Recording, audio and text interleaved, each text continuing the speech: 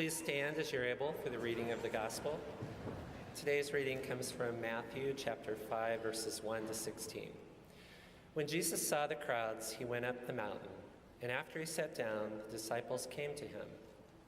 Then he began to speak and taught them, saying, "Blessed are the poor in spirit, for theirs is the kingdom of heaven. Blessed are those who mourn, for they will be comforted. Blessed are the meek, for they will inherit the earth. Blessed are those who hunger and thirst for righteousness, for they will be filled. Blessed are the merciful, for they will receive mercy. Blessed are the pure in heart, for they will see God. Blessed are the peacemakers, for they will be called children of God. Blessed are those who are persecuted for righteousness' sake, for theirs is the kingdom of heaven. Blessed are you when people revile you and persecute you and utter all kinds of evil against you falsely on my account. Rejoice and be glad, for your reward is great in heaven. For in the same way they persecuted the prophets who were before you. You are the salt of the earth, but if salt has lost its taste, how can its saltiness be restored? It is no longer good for anything, but it is thrown out and trampled underfoot. You are the light of the world. A city built on a hill cannot be hid. No one, after lighting a lamp, puts it under the bushel basket, but on the lampstand, and it gives light to all in the house. In the same way, let your light shine before others, so that they may see your good works and give glory to your Father in heaven." The word of God for the people of God. Thanks be to God.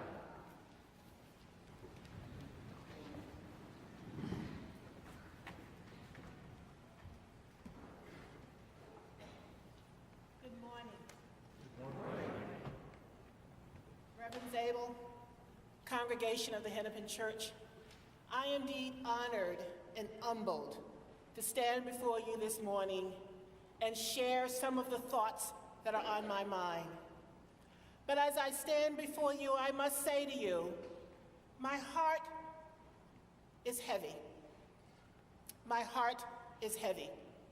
You see, I'm a child of the civil rights movement. My parents were civil rights workers. And I honestly believed as I was growing up and going through the things that I went through, that that time had passed, that we had moved beyond that. You see, when I was a child, I walked every single day during the summer past the main library because I could not enter that library because of the color of my skin. I had to go to a library that was about the size of your living room. Imagine that. But I marveled at the books that were available to me because I thought that education would be the way out. Not necessarily then, but as I grew, that's what I thought. I thought that what my parents did, what others did, would somehow make today be very different than today is. But several months ago, we witnessed what happened in Virginia with the alt-right group. And I'm from Virginia. So that happened about 100 miles away from my hometown. When it wasn't about free speech, it wasn't about the right to march, it was about hate. It wasn't about love. It wasn't about peace. It wasn't about any of that. But it reminded so many of us of the dark and evil days during those times, when segregation was the norm, when segregation was the law of the land, and we were told to sit behind, to not drink from that fountain. We couldn't go to that school. I don't want those days to return. So when I saw those young people in that school in Florida standing up and letting their voices be heard, hope returned. Because I saw the dreamers of the now, the dreamers of tomorrow, and the tomorrows after that. But I also saw something else that troubled me. When those young people stood up, there were those who had the nerve to say that they were fake, that they were not high school students at all. Those young people that stood up, whose voices were loud and clear, saying no more, every life matters, no more. They were called vicious names. I remember those days. I remember those days. I remember walking into high school for the very first time when Danville, Virginia had been forcibly told to desegregate all of its schools. And I walked into high school for the very first time with police officers with their belts off and dogs. That was not a good time, but I remember all of us walking in that school with our heads held high. But I also remember the names that we were called. Just as I noticed those young people who were standing up for each other, being willing to have a voice that was loud and clear, saying, we are the peacemakers. We will make a difference. We will bring about change. Just as so many of us thought that's what we were doing. Now, I know the topic is different. One has to do with equality. The other has to do with life.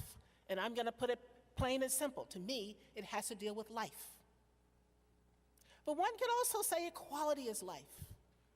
One could also say equality is about social justice. And isn't that what John Wesley was preaching? Aren't those his words? Aren't those the values of the Methodist Church? Yes, they are. Social justice, inclusion, civic engagement.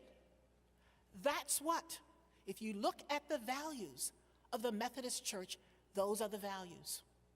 If you look at the values of Hamline University, which is a Methodist school, those are our values. That's what we believe. That's what we hold dear. So as president of Hamline University, I want our students' voice to be heard. I want them to transform society in a way that none of us in this room can even possibly imagine right now. But I have faith in the fact that they will do it. I chose Hamline University. Thankfully, they chose me. But I chose to accept their offer because of what I read about Hamline, because of what I knew about the Methodist faith, because of what I believe in as someone who grew up in a very religious environment. I believe to my very core that God has a plan for all of us. What we simply have to do is allow that plan to take hold, which means that as I say to my students and as they say to me, have you had your hug for the day? If I say no, they give me a hug. If I say yes, I say to them, but I could always use another one. Because it's important to me that we encourage them. It's important to me that we let them to see what's possible for them. It's important to me that they all know that they're loved, that they're cared about. And it doesn't matter what they look like. It doesn't matter where they come from. It simply matters where they're going. Where they're going. And they're going to some extraordinary places. April 4th is an important time. Some of you in the room probably know what April 4th is. April 4th is the anniversary of the assassination of the Reverend Dr. Martin Luther King, the 50th anniversary. So when I think about all the things that have that are going on, all the things that we have yet to do. When I think about the food drive, when I think about issues of poverty, and all of you trying to address that, you realize Martin Luther King, more than 50 years ago, that was something that he was also fighting against, was poverty?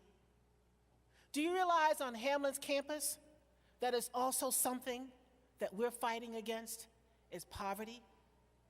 We have students who come to campus who are food insecure. They don't know where their next meal is coming from. So what we try and do is help them. But we thought again. You open the door to an educational institution, and so much is able to happen as a result of that. We have a long way to go. So my heart is heavy. My heart is heavy. Now, I'm not here to tell you what you believe, what you should believe politically, but I will say this. What are we teaching our young people? Because think about the march in Virginia. A significant number of the people who marched were young people. They were young people. Why did we desegregate the schools? Why? It wasn't just because we wanted to make sure that a quality education existed for all. We also we desegregated those schools because we wanted people to learn to live together. We wanted people to learn to respect each other. We wanted people to learn that difference is not a negative, that difference is a positive. And we all bring something different to the environment, and that's a good thing. That's why we desegregated those schools. That's why we did so much of what we did. I am a product of a civil rights movement, so when I talk about these issues are real to me. They're not theoretical. I lived them. And that's the reason why all those young children who stood up here, I don't want one of them to live that. I don't want one of them to think that their life is somehow less than someone else's. I don't want one of them to think that the opportunities that some have, they don't. I don't want one of them to think that because of their gender, because of their skin color, because of their income, because of so much else, that life is going to be different for them. Yes, to some extent, but it doesn't have to be different in the way that they somehow feel devalued. I am so honored that you are a part of Hamlin University, and I hope you do see yourself as part of Hamlin University. I know Judy does. And I hope you do, because Hamlin is your church, your university. It is yours. But let's think, and I know my time is about near, but let's think about Hamlin University. Let's think about John Wesley. Let's think about all those words. Because when Hamlin University opened its doors in 1854, it opened its doors with 2 women as members of the very first class. And if you read the history of Hamlin University, the founder said, "We will not open our doors unless women are included." 1854, that's history. That's history. So the Methodists embraced women early on.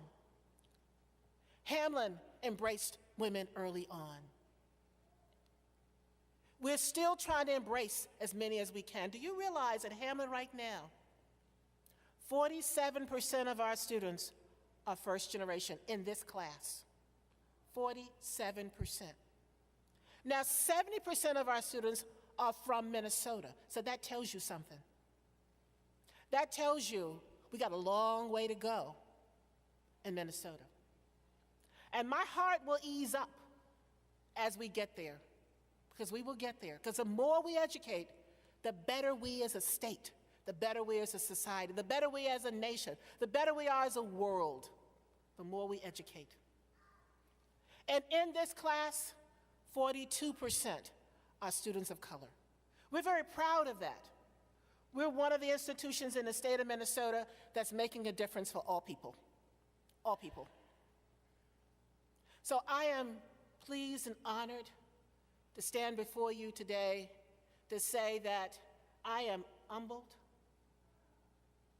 that you allowed me to share my thoughts. I am proud that I am still a dreamer.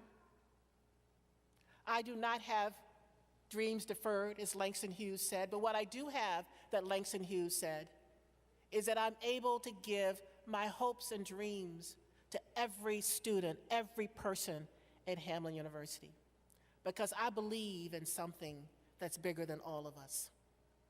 I believe in a way forward.